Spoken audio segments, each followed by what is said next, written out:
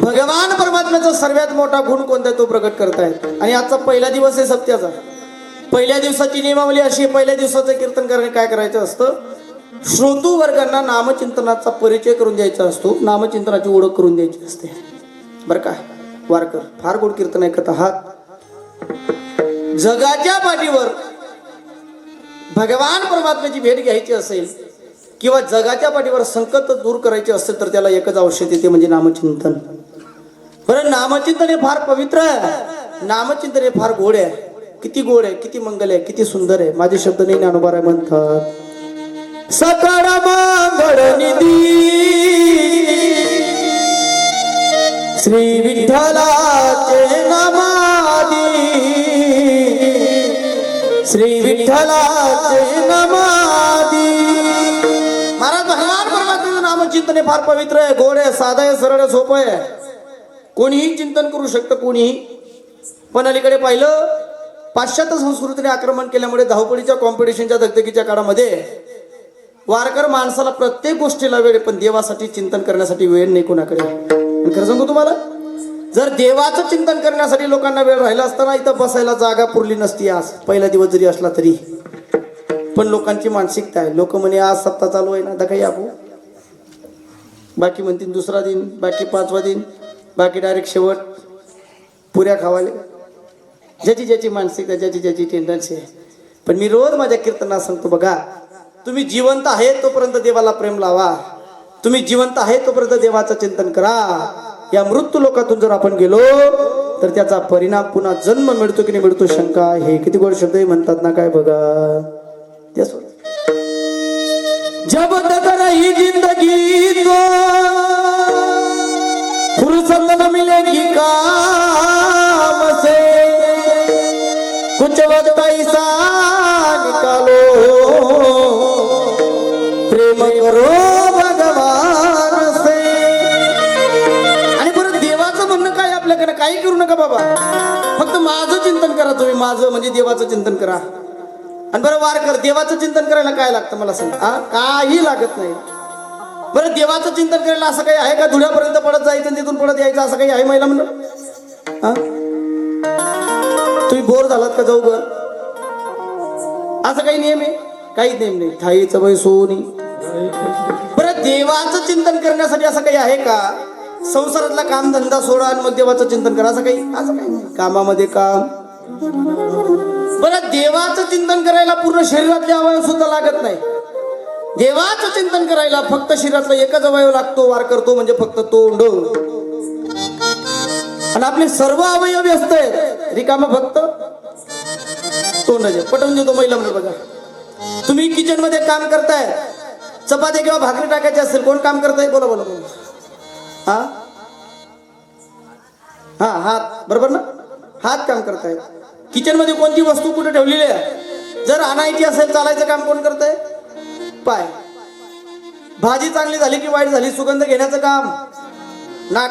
कुकरच्या किती शिट्या झाल्या ऐकायचं काम. किचन मध्ये कोणती वस्तू कुठे ठेवलेली पाहायचं काम डोळे. मग एकलं रिकाम आहे तोंड. मग जर एकदा रिकाम तोंड आहे, त्याला रिकाम ठेवू नका. एक काम करा, तुम्ही स्वयंपाक करतात ना महिला मंडळ, तुम्ही चपात्या करतात, भाकरी करतात ना, तर चपात्या करता करता भाकरी करता एकदा एक नेम धारण करा. काय करायचं? हरे राम राम राम, हरे राम राम राम, हरे राम राम राम, हरे राम राम राम, हरे राम राम राम, हरे राम राम राम. माय बाप, गौतमगिरी बाबांच्या पुण्यतिथीचा 11व्या वर्षाच्या पहिल्या दिवसाच्या कीर्तनाला आलाय. एवढं वाक्य घरी ना माझं कीर्तन संपलंय. महिला मंडळ, तुम्ही जर चिंतन करता करता स्वयंपाक केला, तुमचा पती कसाही असू द्या किंवा कसाही असू द्या, ज्यांना कळालं त्यांना कळालं, बाकीच्यांनी झोपा. तुमचा पती कसाही असू द्या किंवा कसाही असू द्या, जो जागेवर आल्याशिवाय राहणार नाही. पण महिला मंडळ, तुमचं एक चुकतं. तुम्ही किचन मध्ये स्वयंपाक करतात, किचनला खिडकी असते, हॉल मधली टीव्ही तुम्हाला दिसते, स्वयंपाकही चालू असतो, पिक्चरचं गाणं बी चालू असतं, हरपल तेरी या. जर तुम्ही गाणं म्हणता म्हणता स्वयंपाक केला, गिराईक संध्याकाळी लिजिम घेतच घरी, चिंतन करायला काही लागत नाही. आणि खरं सांगू तुम्हाला, एक कलियुग आहे. याच्या अगोदरचे जे युग होऊन गेले, जर देवाची प्राप्ती करायची असेल तर एका एका पायावर 12-12 वर्ष तप करावं लागत होतं. महाराज हिमालयामध्ये तपश्चर्या करावी लागत होती, तरी सुद्धा भगवान परमात्म्याची प्राप्ती होते की होते शंका होती. पण कलियुगात तुम्हाला जर देवाची प्राप्ती करायची असेल, वा वा.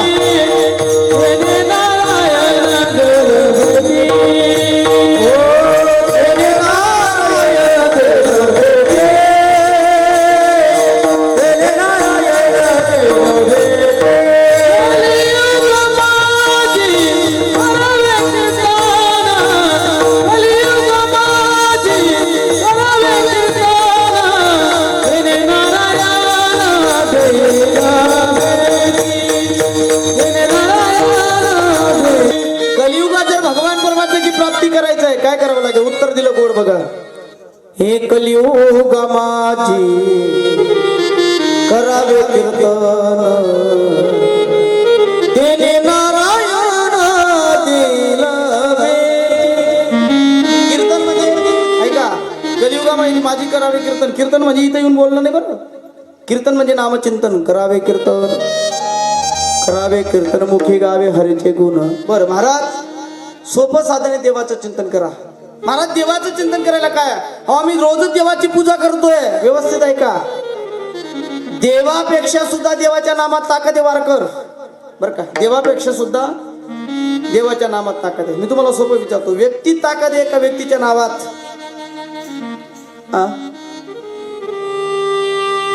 नावात ताकद आहे, व्यक्तीमध्ये नाही. बरं सोपं सांगतो बघा,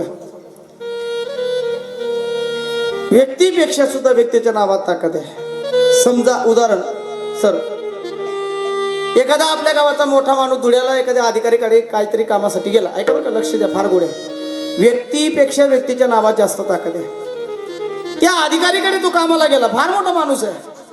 त्या अधिकाऱ्याला सांगितलं, अहो का हो, माझे काम आहे तेवढं पूर्ण करून द्या. अधिकारी म्हणे नाही होऊ शकत तुमचं काम. तो समोरचा माणूस म्हणे तुम्हाला माहिती का मी कोण आहे? म्हणे कोण आहेत तुम्ही? अरे भारताचे पंतप्रधान नरेंद्र मोदी साहेबांचा मित्र आहे. आणि योगायोग तो खरंच मित्र होता. तो अधिकारी म्हणे, ओ वेळ दुसऱ्याला बनवा, मला नका बनवा. अरे मी खराच मित्र आहे. म्हणे कोणाचा? नरेंद्र मोदी साहेबांचा. म्हणे प्रूफ काय तुमच्याकडे? त्या माणसाने काय केलं, मोबाईल मध्ये नरेंद्र मोदी साहेबांचा फोटो काढला. म्हणे बघा त्यांचा फोटो. अधिकाऱ्याने मी मोबाईल काढला आणि तरी तक म्हणा मापाविषयी फोटो, मला नको वेळ बनवू. ओरिजिनल फोटो बरं मोदी साहेबांचा. नाही काम करून देत होता तो अधिकारी. शेवटी पर्याय संपला. माणसाने काय केलं, डायरेक्ट कोणाला फोन लावला? कीर्तनकारले. कोणाला फोन लावला? डायरेक्ट मोदी साहेबांना फोन लावला. हो मोदी साहेब, अरे मी तुमचा एवढा जवळचा मित्र आहे, माझं काम होत नाही तर काय कामाचे तुम्ही माझे मित्र? होतं कधी कधी कधी एखादा सरपंच जर आपला मित्र असेल आणि जर आपली हेर मंजूर होत नसेल तर आपण म्हणतो तू माझा मित्र असून जर हेर मंजूर होत नसेल तर काय कामाचं? मित्रावर माणूस हक्क गाजवतो. मोदी साहेब म्हणे एक काम करा, द्या त्या अधिकाऱ्याकडे फोन. त्या अधिकाऱ्याकडे फोन दिला. एका हातात मोबाईल आहे, मोदी साहेबांचा फोटो आहे. फोन घेतला. तिकडनं मोदी साहेब बोले, भारताचा पंतप्रधान बोलतोय, नरेंद्र मोदी साहेब. एवढं नाव ऐकलं ना अधिकाऱ्याने एका मिनिटात सही केली, एका मिनिटात काम करून दिलं. मला सांगा, त्या माणसाचं काम मोदी साहेबांचा चेहरा पाहून केला का नाव ऐकून केलं? बोला बोला बोला बोला. म्हणजे माणसापेक्षा सुद्धा माणसाच्या नावात जास्त ताकद आहे. कधी कधी आम्हाला पोलीस अडवतात धुळ्यामध्ये, आम्ही फक्त वाकसर नाव सांगतो. वाकसर नाव सांगितलं की गाडी, त्यांनी यांना पाहिलं का नाही पाहिलं ते माहिती नाही आहे, पण वाकसर सांगितलं की गाडी सुटे. म्हणजे याचा अर्थ व्यक्तीपेक्षा व्यक्तीच्या नावात जास्त ताकद आहे. हे पटत नसेल तर रामायणातला पुरावा देतो तुम्हाला. रामायणातला महाराज शेतू बांधण्याचं काम चालू आहे, दगडावर राम नाव टाकलं जात आहे आणि देवाला थोडासा अहंकार निर्माण झाला. कधी कधी वाटतं माणसाला मी आहे म्हणून कार्य चालू आहे. हा फार मोठा गैरसमज आहे. तू मर, तुझ्यापेक्षा चांगलं होईल. परिवारात सुद्धा असं वाटतं, बरं महाराज मी जिद्द आहे म्हणून बरं आहे, तू फक्त मर. प्रभू रामचंद्रांना थोडंसं वाटलं की अरे माझ्या नावाने दगड तरताय, पण माझ्याकडनं का तरणार नाही? प्रभू रामचंद्र एकटे आले समुद्राच्या काठावर, एकटे. परिणाम वारकर एक लहान दगड उचलला, पाण्यात टाकला, जसा टाकला तसा तळाला गेला. पुन्हा दुसरा दगड उचलला, दुसराही दगड पाण्यात टाकला, जसा टाकला दुसरा सुद्धा तडाला गेला. आता तिसरा दगड उचलण्याच्या अगोदर प्रभू रामचंद्रांनी इकडे तिकडे पाहिलं. का पाहिलं असेल सांगतो तुम्हाला? का? माणसाची मानसिकता आहे. एखादा माणूस मोटरसायकल सायकलीवर रस्त्याने जाता जाता एखाद्या चौकात जर तो खाली पडला, तो पहिले कपडाने झटका, तो पहिले आजूबाजू तकत, आपले काय कोणी तक. प्रभू रामचंद्र आता इकडे तिकडे पाहायला लागले, कोणी दिसत नाही. पुन्हा तिसरा दगड उचलला आणि जसा टाकला समुद्राच्या पाण्यात, परिणाम तिसरा सुद्धा तळाला गेला. आणि आता मागून हसण्याचा आवाज आला. हळूच प्रभू रामचंद्रांनी मागे पाहिलं, हनुमंतराय होते. प्रभू रामचंद्रांनी विचारलं, हनुमंता, म्हणे तू कवाय पाहिन? म्हणे जवळ पहिला दगड टाका. म्हणे तू सर्व पाहिलं? म्हणे हो. काय पाहिलं तू? अहो देवा, तुम्ही 3 दगड पाण्यात टाकले आणि माझ्या डोळ्यात देखत 3 तळाला गेले. प्रभू रामचंद्र म्हणले, मला तेच समजत नाहीये हनुमंता, माझ्या नावाने दगड तरतायत पण माझ्याकडनं का तरत नाही? हनुमंतराय म्हणले, देवा तुम्ही 3 काय 100 टाका, 100 एकही दगड तरणार? अरे म्हणला, ती शंका आहे मला, माझ्या नावाने तरतो पण माझ्याकडनं का तरत नाही? वारकर फार गुड कीर्तन ऐकत आहात. हनुमंतरायचं उत्तर घरी न्या. हनुमंतराय म्हणतात, देवा अरे तुमच्या हातून दगड तरू शकत नाही देवा. देवा ऐका, जोपर्यंत दगडावर राम नावाचा स्पर्श न होता तोपर्यंत दगड तरत नव्हता. राम नावाचा स्पर्श दगडाला झाला, दगड तरायला लागला. पण देवा, राम नावाने दगड तरू शकतो पण तुमच्याकडनं दगड तरू शकत नाही. का तरू शकत नाही? म्हणले, देवा तुम्ही ज्याला संसारात सोडून दिलं तो तरेलच कसं? महाराज, जो संसारात तरतोय ना तो देवाने धरला म्हणून तरतोय. ज्या दिवशी देव आपल्याला सोडून देईल परिणाम आपण बुडायला शिवाय राहणार नाही. याचा अर्थ असा आहे, जो दगड देवाकडनं तरत नाही तो देवाच्या नामाने तरतो. शब्द माझे नाही, किती गोडीत बघा. तुझ्या नामाचा महिमा तुझन कडे वेग श्यामा. आणि बरं का सर, मी कायम कीर्तना सांगतो, देवाच्या नावाची ताकद एवढी वारकर, एवढी आहे. देवाच्या नावाचा आश्रय भक्त घेतात, याच्यात नवल नाही, शत्रू सुद्धा घेतात. बरं का,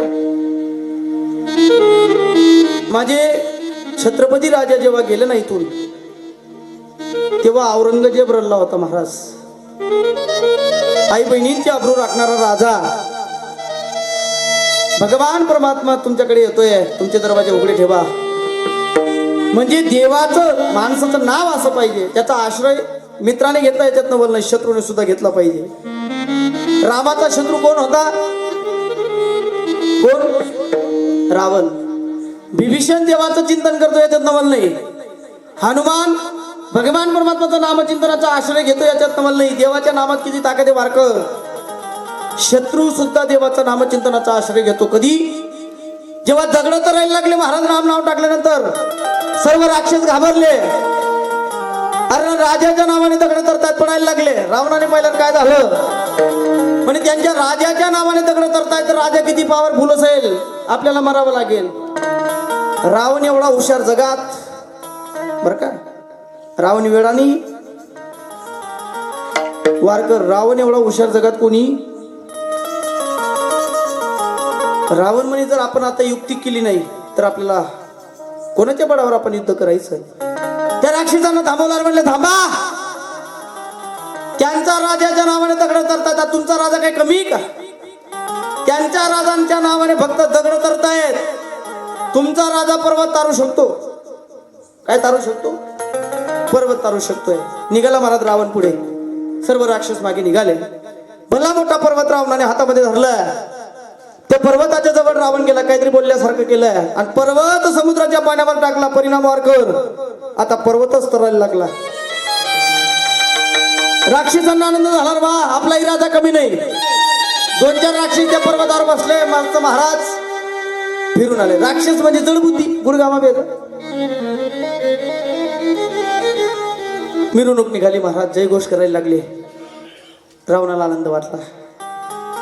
संध्याकाळ झाली, रावण शयनगृहामध्ये झोपायला आला आणि मंदुधरीने रावणाला विचारलं, खरंच सांगा, मला माहिती तुमच्या हातून पर्वत तरू शकत नाही, पण तुमच्या हातून पर्वत तरलास कसा? बरं का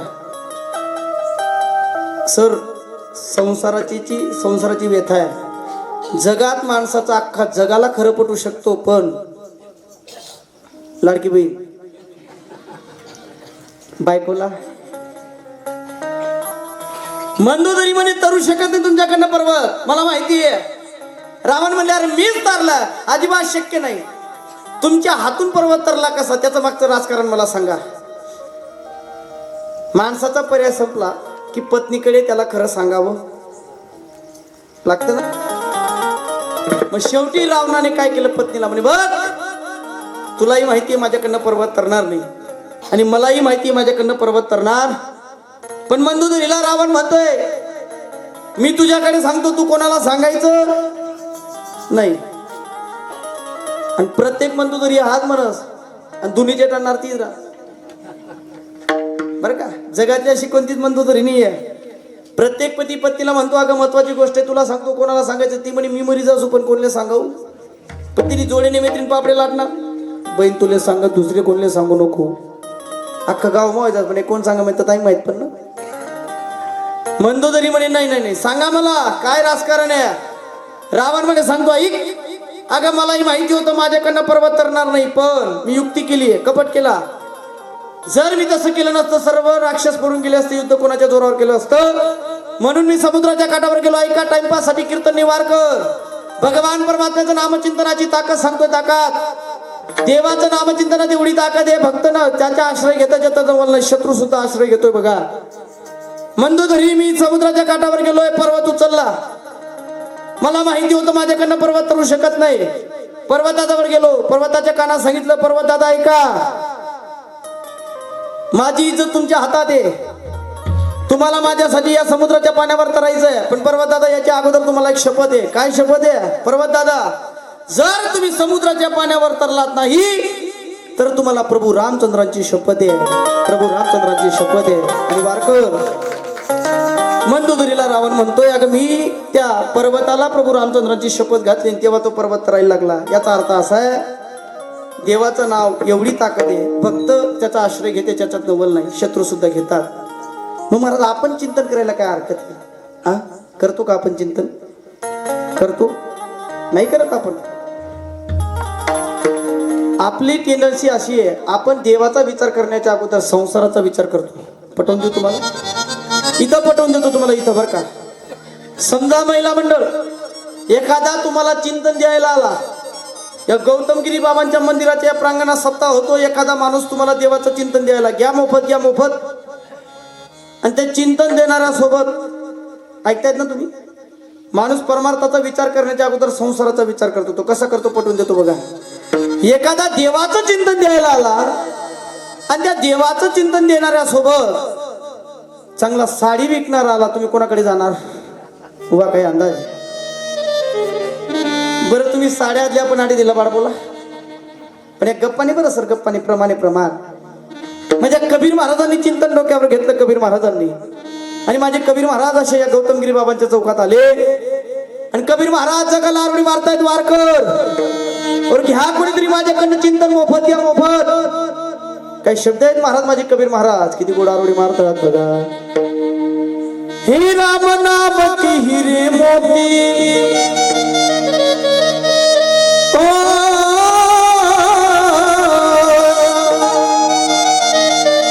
राम नाम के हीरे मोती मैं बिकराऊ गली गली, ले लो रे कोई राम का प्याला, शोर मचाऊ गली गली, शोर मचाऊ गली गली. कबीर महाराज म्हणला तर घ्या कोणीतरी वारकर, फुकट घ्या माझ्याकडनं चिंतन फुकट. पण काय केलं सांगू का, वारकरांनी उत्तर दिलं, घेतलं असतं महाराज तुमच्याकडचं चिंतन, पण कमी नाही ना आम्हाला. पांढरेला पाणी आहे, अक्कलपाडा धरण आहे, जेव्हा पाणी ते पाहिजे तेव्हा पाणी आहे, भरपूर पैसा आहे आमच्याकडे, गरज आहे तुमच्याकडे चिंतनाची. अंगठा टेकला की 1500 रुपये आम्हाला कमी का?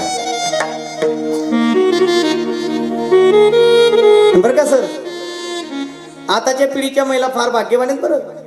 हे बिचारी तरुणांना पगार नाही, कोणी ग्रॅज्युएशन केलेलं, कोणी काही डिग्री मिळवली तरी त्यांना पगार नाही आहे ना. अंगठा टिकीन 1500 रुपये उपाला इथे सोपं प्रारंभ आहे का?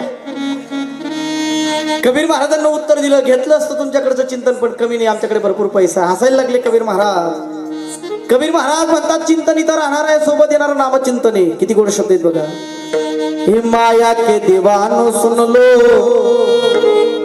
एक दिन ऐसा आएगा, धन दौलत और माल खजाना यही बड़ा रह जाएगा. शब्द किती गोड आहेत, अंडरलाईन करा या शब्दाला. धन दौलत और माल खजाना. सोबत बैलाचा शब्द आलाय धनदारा. ते इथं राहणार आहे बरं, सोबत येणार नाहीये. बँकेतला पैसा बँकेत वार कर, तिजोरीतला पैसा तिजोरीत दे, पेटीतला पेटीत दे. चान डबा म्हणा नाहीये सोबत. आणि सर आमच्या गावात झालेली नाही तुम्हाला माहिती, 25,000 लोकसंख्येचं गाव आहे मालपूर जिबो. आणि ते मालपूर मध्ये बरं का पैसे इथं राहणार आहेत, कधी जाऊ शकतो सांगता येत नाही. चिंतन सोबत येणार आहे. आणि ती महिला मंडळ तुमची लाडकी बहीण योजना आली, आणि ती योजना आली सर, आणि एका 60 वर्षाच्या म्हातारीला कोणीतरी सांगितलं आजी तुम्ही स्कीम मध्ये बसताय, तुमचं 60 वर्षाचं वय पूर्ण व्हायला 2-3 महिने बाकी आहेत. आणि पुन्हा ऐका बरं का महिला मंडळ, काही बायांची फसवणूक कशी झाली बिचाऱ्या. ती लाडकी बहीण योजना येण्याच्या अगोदर एक योजना आली, कोणती हाफ तिकीट योजना. तेव्हा काही बायांनी 45चं 75 केलं, आणि मग मुनी लाडकी बहीण योजना ज्याशी 75 करत त्या भितळा डोकं टोक येतो मन माय हो. काळ बदलतो महाराज. त्या म्हातारीला कोणीतरी सांगितलं आजी तुम्ही स्कीम मध्ये बसतायत. म्हातारी काठी टेकत सायबर कॅफेवर गेले. 2 दिवस लाईनीत उभी राहिली, नंबर लागला, फॉर्म भरला. 2 दिवस लाईनीत उभी राहिली, फॉर्म ऍक्टिव्हेट झाला. आणि महिला म्हणून पहिला हप्ता पडला. कितीचा पडला पहिला हप्ता? हा आवाज येत नाही मला, यातले विचारून फायदा नाही. या पिसारातले काही लाभ लोभ नाही त्याला. तुम्ही कितीचा पडला पहिला हप्ता? 1500. हा वा, जशा काम करायला जायला होतात. आणि पहिला हप्ता पडला, आणि त्या म्हातारीला कोणीतरी कानबून सांगितलं. पुन्हा ऐका बरं का पुरुष मंडळ,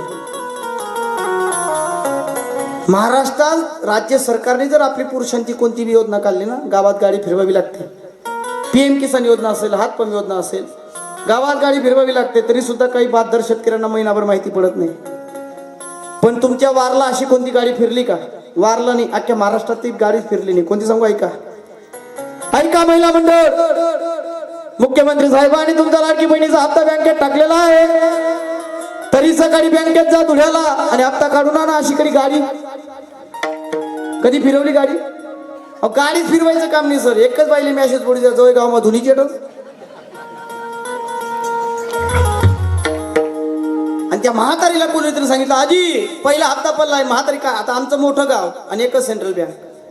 म्हातारी काठी टेकट गेली, लाईनीत उभी राहिली. महाराज 2 दिवस लाईनीत उभी राहिली, नंबर लागला नाही.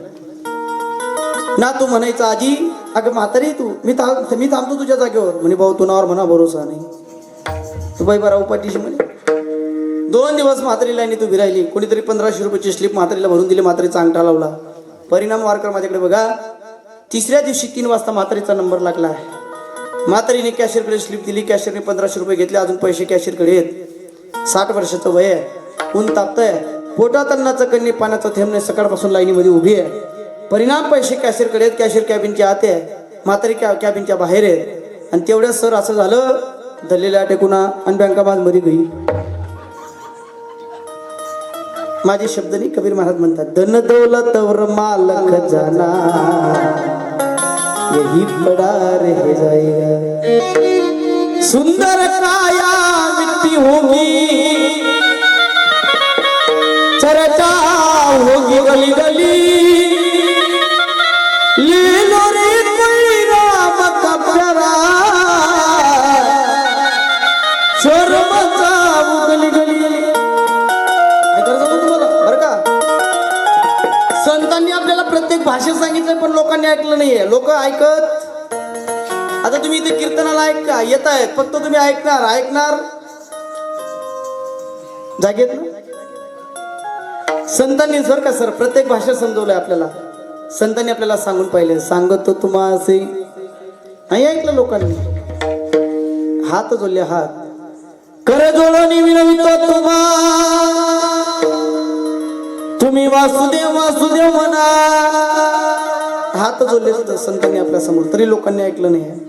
संतांनी पाया पडलाय, लागून या पाया.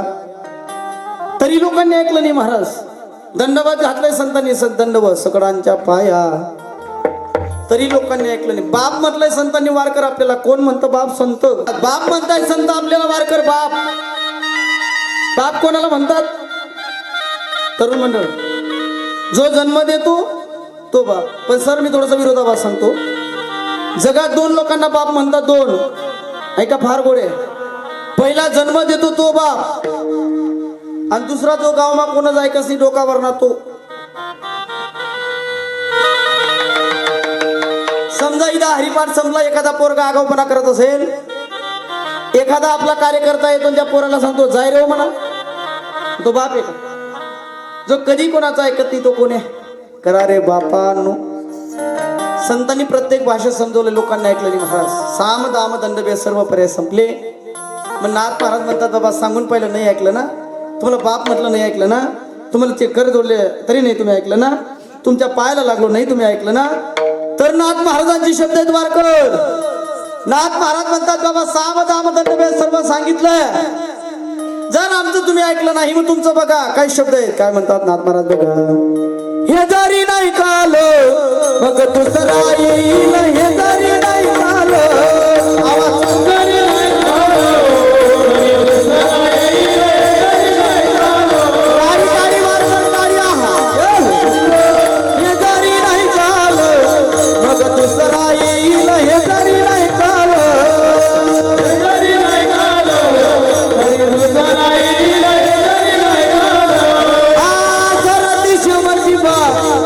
बहादूर